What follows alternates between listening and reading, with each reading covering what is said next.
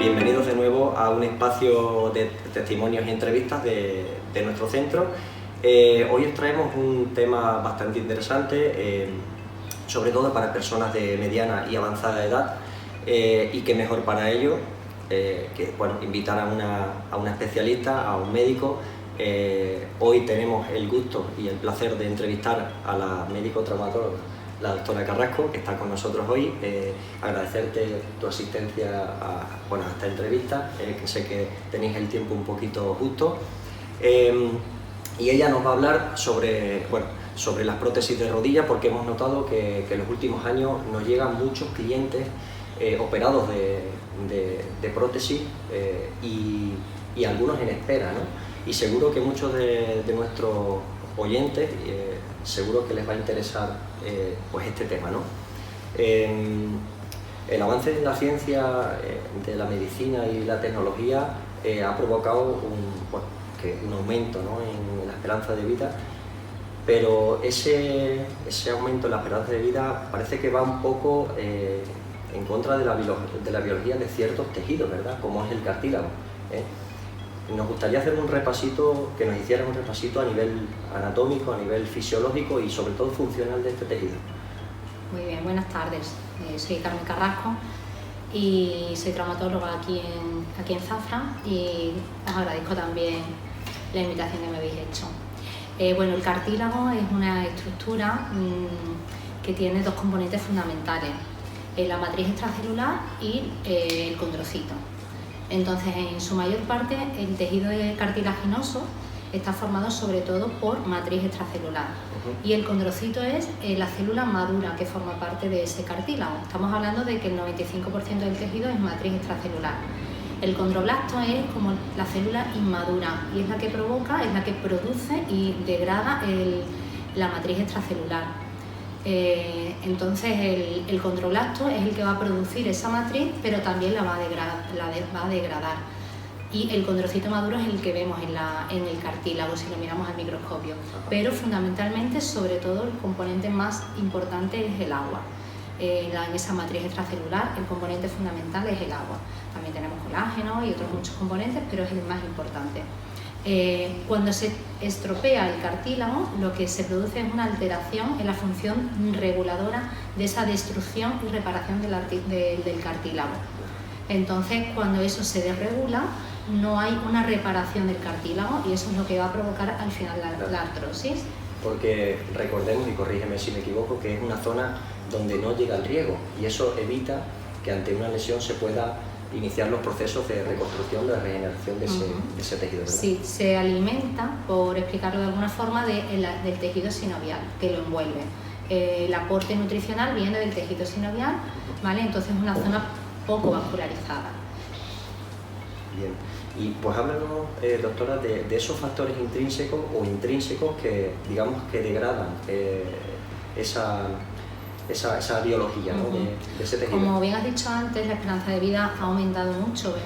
Con frecuencia vemos pacientes de 90 y muchos años pues con fracturas, y eso ocasiona que veamos pacientes cada vez más con artrosis, con lesiones del cartílago. Desgaste, ¿no? Desgaste en el cartílago. La etiología de la artrosis en realidad todavía se sigue estudiando, porque no se ve que sea una sola causa la que lo provoca. Pero sí es verdad que hay una serie de factores que están directamente relacionados. Por supuesto, la edad es una de las principales causas. La obesidad es otra causa fundamental, no solo por la sobrecarga que afecta a la articulación y al cartílago, sino también porque el tejido adiposo produce células inflamatorias y produce inflamación articular. Las deformidades. Vemos muchos pacientes relativamente jóvenes con deformidades en miembros inferiores, valgos de rodilla y varos pronunciados también. Vemos hombres relativamente jóvenes, trabajadores de fuerza, que empiezan a hacer una artrosis en la zona interna de la rodilla por ese varo forzado al que llevan sometiendo toda su vida. La artrosis postraumática, posfractura, sobrecargas repetidas en la articulación también van a provocar artrosis. Otra causa menos frecuente, la diabetes mellitus. Hay enfermedades sistémicas que pueden provocar artrosis, también tiene cierta connotación genética. eso de la heredé de mis padres, pues tiene cierta parte, no es una herencia directa, pero sí que tiene cierto contenido genético, ¿vale? ¿Qué es lo que más frecuente vemos? Pues la obesidad, que es muy importante, el ser mujer también, las mujeres tienen más artrosis que los hombres, y la edad.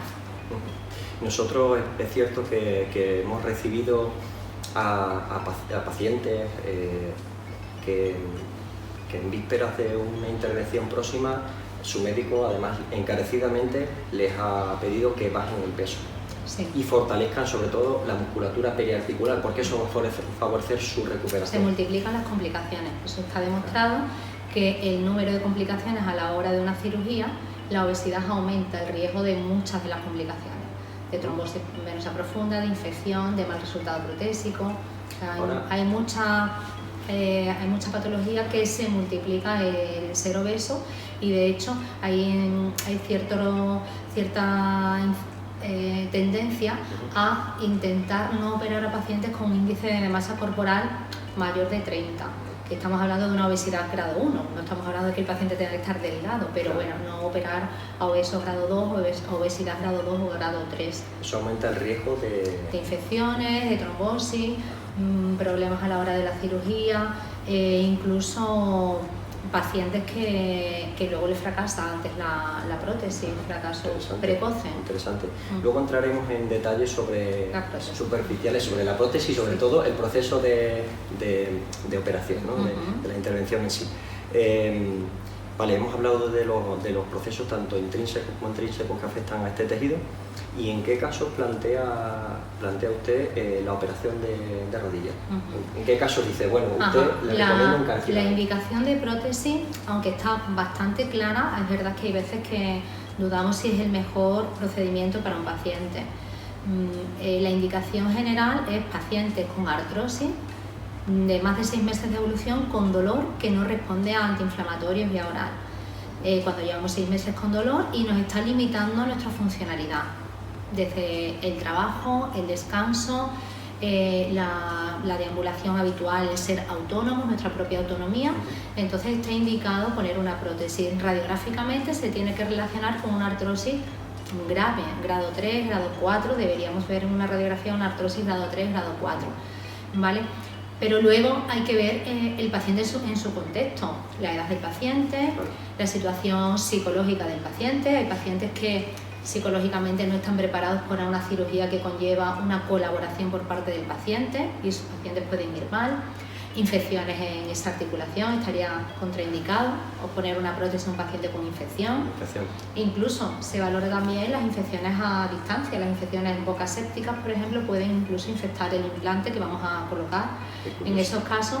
Y luego ya las consideraciones técnicas, el que tenga hecha una osteotomía previa, es decir, una realineación de la pierna, del eje de la pierna previamente. Eso ya son consideraciones más técnicas a la hora de programar qué tipo de cirugía se le aconseja. Y también las enfermedades de base. El paciente ha tenido un infarto hace poco tiempo, su capacidad cardíaca no es buena, o una insuficiencia renal, un paciente en diálisis, aunque requieran prótesis, no estaría indicado, estaría contraindicado por el estrés físico que le supone al paciente. Hay que valorar los riesgos-beneficios, y si los riesgos superan los beneficios para ese paciente en concreto, deberíamos evitar la cirugía. Cuando yo ya llevo aquí en este área de salud bastantes años, y recuerdo que cuando yo llegué a operar a un paciente de más de 80 años de una prótesis era como nos estamos pasando, son pacientes muy mayores. Es verdad que actualmente vemos pacientes de 80 años sin patología y con muy buena calidad de vida, y se operan, se ponen prótesis en pacientes de más de 80 años. Pues soy consciente de ello, porque además tengo muchos pacientes suyos en nuestro centro, y además tengo que decirle que tiene bastante buena opinión en general, tanto como profesional como personal, y no solamente a nivel de Zafra, sino en lo que es en el área de salud. Yelena Zafra es muy querida, se lo tengo que reconocer. Bueno, a nivel profesional yo creo que eso también reconforta, ¿verdad? Sí. Vamos a hablar un poquito de los tipos de prótesis que se suelen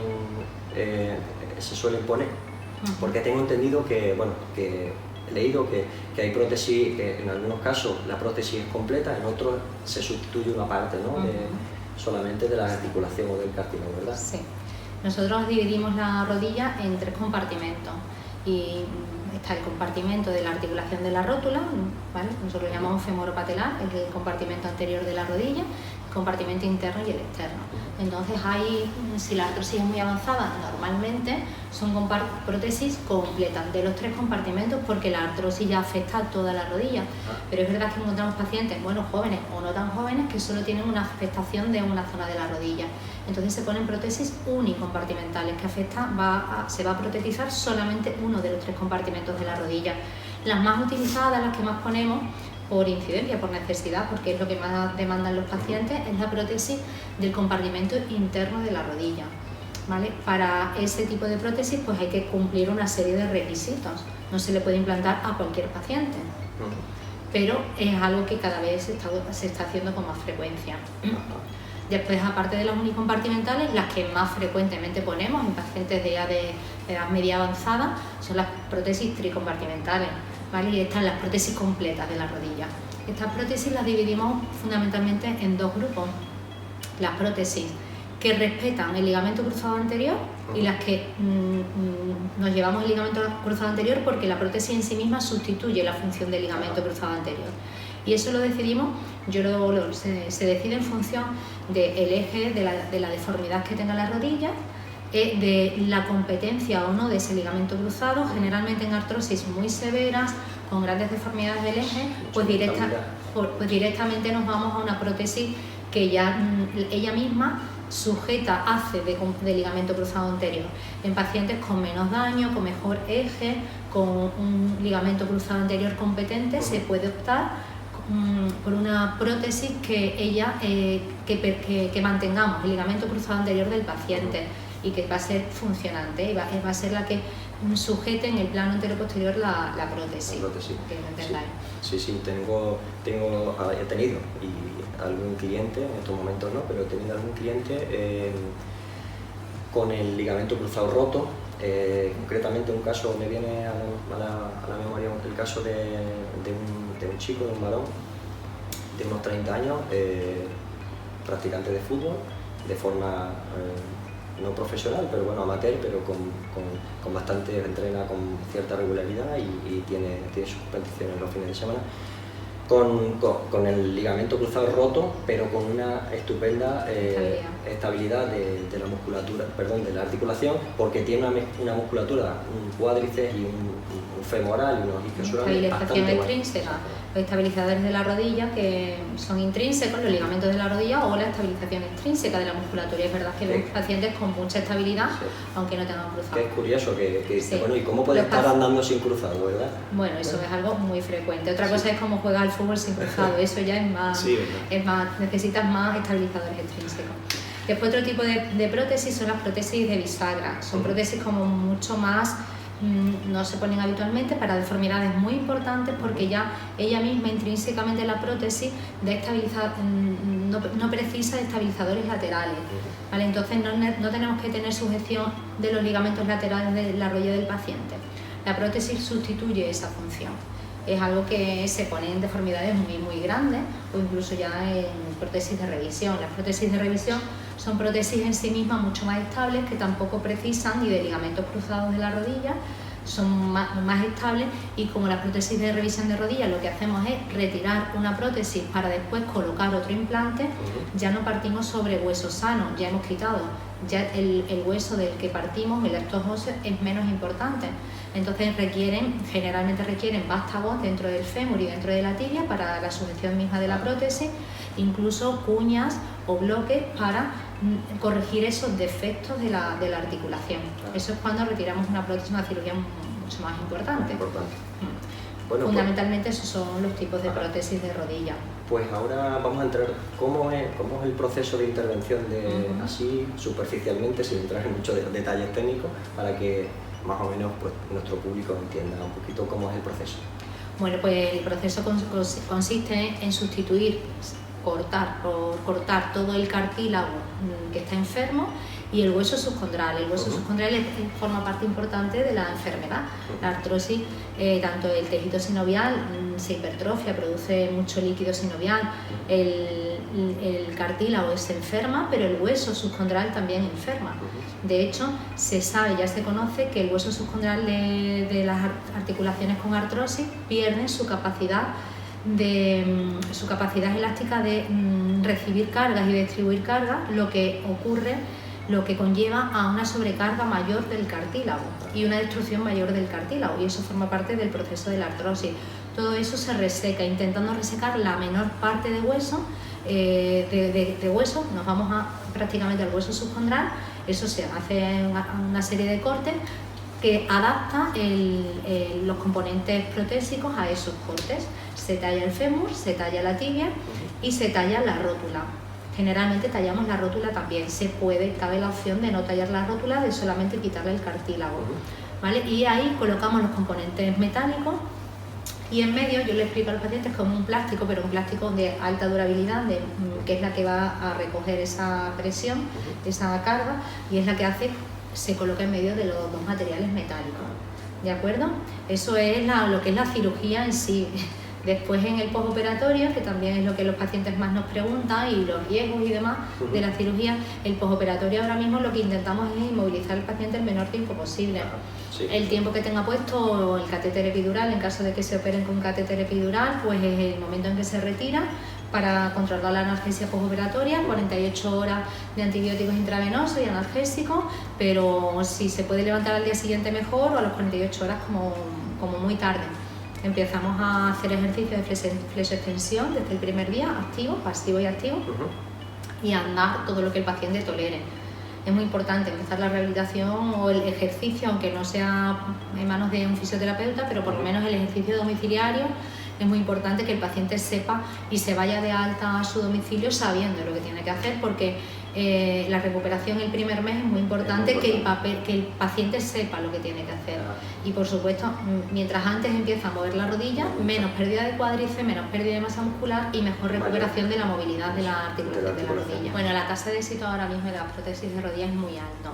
Las complicaciones vienen siendo según las series que estudio de series de pacientes, entre el 0,1 y el 1,5% de problemas. Estos problemas son la trombosis venosa profunda, que hace un trombo en la pierna, que eso provoca un embolismo pulmonar, una infección, la afectación del nervio ciático cóclito externo, es muy rara, y otras complicaciones aún más raras. Si sumamos todas esas complicaciones, en torno al 1,5% de complicaciones. No hablo de fracasos, sino de posibles complicaciones, es decir, que más de un 99% o un 98% de éxito tiene. Tiene una intervención con un porcentaje de éxito bastante grande. Sí, y que cuando va bien le da mucha calidad de vida al paciente. Estupendo, sí. Además, yo lo puedo de alguna forma atestiguar, porque mi madre eso que lo hace un par de años y está estupendamente. Así que, bueno, aquellas personas que nos estén viendo y que tengan un poquito de miedo a la operación, pues que sepan que su tasa de éxito es tremenda y que bueno, no tiene nada que temer. ¿Cuántas operaciones de este tipo hace al año, doctora? No sé si contabiliza. No las tengo contabilizadas porque yo no me dedico específicamente a prótesis de rodilla. También hago cirugía artroscópica y no es mi especialidad en concreto la prótesis de rodilla, aunque es verdad que en nuestro medio, sobre todo en la sanidad pública, es lo que, al ser una población bastante mayor, es lo que prácticamente lo que más se hace. Yo puedo hablar de 20, 25 al año, una media más o menos. Es la cirugía probablemente que más hacemos. ¿Verdad? He leído algún estudio, alguna estadística, y la última que he visto, que he podido encontrar en 2017, pues habla de alrededor de unas 150 intervenciones al año en España. Al año, 150 intervenciones en 2017. Yo te digo que en esta área de salud podremos andar al año, prótesis de rodilla, no tengo el dato exacto, pero se pueden poner 70, 80 en el área de salud. Pues entonces, Sí, muchísimas más. Porque en Muchísimas 2017 más. No. me salió 150 prótesis En España. Que va, que va. Esto tiene que estar mal. Que va. Te hablo que por 100.000 habitantes, pues no hemos dado dato exacto, pero por unas 60 por Claro. 100.000 habitantes, 70 por una población de como poco. Pues Depende del envejecimiento de la población también. Claro, que además va más. más, entonces me imagino que cada vez tendréis mayor número de este tipo de intervenciones, ¿verdad? Pues hemos tocado un poquito el postoperatorio. Háblanos del postoperatorio y de la recuperación. ¿Cuánto tiempo se suele durar el postoperatorio? Es muy variable en función de la capacidad previa del paciente, del estado emocional del paciente también, sobre todo en señoras mayores, varía mucho. Tengo pacientes que la primera visita, aunque tú le has dicho, bueno, use usted 2 muletas, pues la paciente viene y la muleta se la deja en la puerta porque no la está usando. O sea, tengo pacientes que a las 3 semanas hacen una vida prácticamente normal, otros pacientes pues que tardan como 1 mes y medio, 2 meses, hasta 3 meses en decir, oye, yo ya me voy sintiendo mejor. Es fundamental la masa muscular del paciente. Yo le explico mucho a mis pacientes cuando vienen con dolores rotulianos, cuando vienen con atrofia de cuádriceps, que nosotros le ponemos la prótesis, pero que el motor de la prótesis lo tienen que poner ellos. Y si lo veo previamente a la cirugía, les insisto mucho en que tienen que trabajar esa musculatura, que tienen que mejorar esa musculatura, que tienen que estimular la masa muscular, la circulación también, porque el resultado va a depender mucho de lo que ellos hagan y de la situación basal, de la situación previa. Entonces vemos mujeres musculadas, mujeres fuertes, y otras mujeres muy atróficas. Hablo de mujeres porque sobre todo hay muchas más mujeres que hombres a la hora de poner una prótesis, por eso he dicho mujeres. Pero es verdad que las mujeres también después de la menopausia se atrofian mucho más, su masa muscular les cuesta mucho más desarrollarla, entonces vemos mujeres con una masa muscular muy atrófica. Y eso es muy importante a la hora de que esa prótesis tenga un buen funcionamiento, porque les duele muchas veces o no se siente satisfecho. Tú ves que la prótesis no tiene problema, está bien implantada, el eje de la pierna es muy bueno, la prótesis está estable, la rodilla es una rodilla estable, pero siguen con dolor rotuliano, siguen con dolor de cuádriceps y siguen que te cuentan que se cansan, que les cuesta subir y bajar escaleras, rampas. Y eso es porque el motor de la prótesis es la masa muscular. La masa muscular, claro. ¿Y qué media de días están para alcanzar el alta hospitalaria? Bueno, de 3 a 5 días. 5 días, ¿no? De 3 a 5 días, si no hay ninguna complicación, el paciente está en su domicilio. Estupendo. Y luego la alta médica, pues depende de todos esos factores que has enumerado anteriormente. Sí, solemos hacer revisión hasta el año, pero revisiones que el paciente está haciendo una vida más o menos normal. Estupendo. Bueno, pues ya por último, nos gustaría que nos diera una opinión sobre el trabajo multidisciplinar, que se habla mucho de ese trabajo médico, fisio, readaptador, ahora la figura que es un poquito novedosa del readaptador. ¿Qué opina de este tipo de trabajo? Y yo tengo lógicamente mi opinión, pero que en escasas ocasiones no se produce, no sé si porque hay... Bueno, yo creo que depende también del medio en el que nos movemos. La sociedad va cada vez más a cuidarse, a tener mayor funcionalidad, a la prevención, al uso de terapias biológicas, que yo cada vez las pongo más porque la sociedad te las pide. Igual que te cuidas en todo, pues cuidas la alimentación, el estado físico, pues también el estado postoperatorio también se va cuidando cada vez más. Está claro que un tema es lo que los medios públicos pueden solucionar y otra cosa es lo que el paciente él tiene que buscar la manera de readaptarse. Esta mañana mismo he visto un paciente en la consulta, artroscopia de rodilla, no voy bien, lo exploras y el problema fundamental es que ese paciente lleva 2 años sin entrenar esa pierna. Tengo un paciente de 50 y tantos años que lleva 2 años protegiendo la pierna por dolor y al final no le ves muchos problemas, le ves que no tiene balance articular, no tiene fuerza, que ha perdido la masa muscular, que está en una situación de obesidad. Claro. Y me cuesta mucho concienciar al paciente en la consulta de que eso ya es su responsabilidad y que necesita un cambio de vida, que yo no le puedo dar una rodilla sana porque ya tiene un poquito de artrosis, no tiene artrosis para prótesis, pero aunque tuviera artrosis para prótesis yo no le puedo solucionar el problema que tiene. Y yo todos los días mando a pacientes a hacer deporte, a buscar a un redactador que les ayude, pero quizás en el ambiente en el que nos movemos ya la gente se va concienciando, pero cuesta. Todavía todo el mundo piensa que es responsabilidad del médico, es responsabilidad del rehabilitador, es responsabilidad del fisioterapeuta, pero que ellos no tienen la responsabilidad de cuidarse, de hacer ejercicio físico. Y eso yo espero que en generaciones futuras ya lo tengamos como más integrado como una cosa más, como el aseo personal, como la alimentación, pues el hacer deporte es lo que nos mantiene sanos, porque yo eso no lo veo en pacientes con prótesis, lo veo en todo tipo de pacientes, todo tipo de dolores de espalda por el sedentarismo, el estrés. Es importante que desde vuestro sector se haga esa labor educativa, ¿no? con vuestros pacientes para derivarlo, en este caso, a profesionales del deporte. Yo le dedico mucho tiempo porque encuentro consultas en las que yo no les puedo ayudar. Y ellos vienen a que yo le mande una pastilla o yo le opere de algo. Y no es eso, es un cambio de vida. Y claro, te cuesta un poquito de trabajo el hacerles en 15 minutos, hacer cambiar de vida. A veces lo consigo. Sí, doy fe. Bueno, pues ha quedado claro que el trabajo multidisciplinar, lógicamente, es el camino a seguir y que lo ideal, bueno, pues ante pacientes que se están recuperando, sean deportistas o no, de una lesión, o estén recuperándose de una intervención como es una prótesis de rodilla, pues recurran a profesionales del deporte que le asesorarán y le prescribirán, igual que ustedes prescriben medicamentos y terapia, pues nosotros, nuestro campo son los ejercicios, y en este caso ejercicios que son terapéuticos, ejercicios que vienen al final a resolverle un poquito ese problema que se puede manifestar en su día a día o en su deporte, ¿no?